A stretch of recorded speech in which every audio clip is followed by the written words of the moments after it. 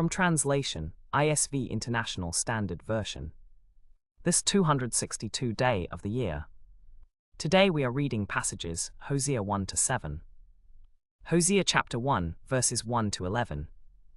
The word of the Lord that came to Hosea son of Beeri, during the reign of Uzziah, Jotham, Ahaz, and Hezekiah, kings of Judah, and during the reign of Jeroboam son of Joash, king of Israel.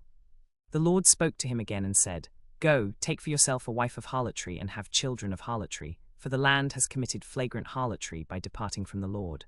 So he went and took Gomer, the daughter of Diblaim. She conceived and bore him a son.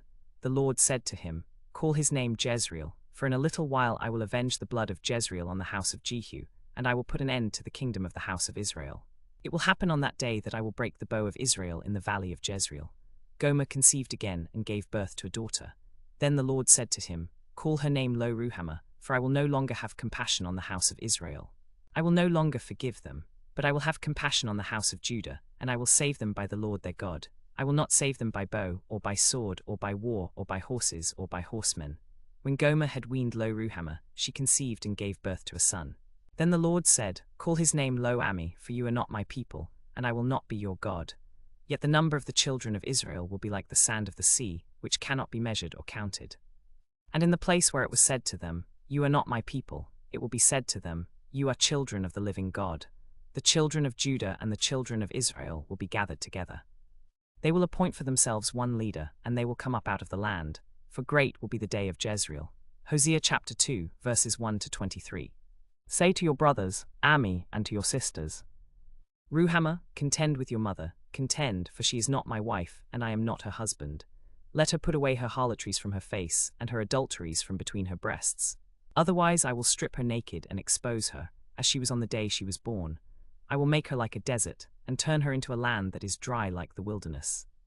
I will not have compassion on her children, for they are children of harlotry.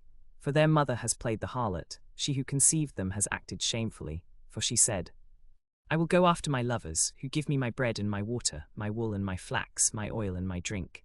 Therefore I will hedge her way with thorns, and I will build a wall around her, so that she cannot find her paths.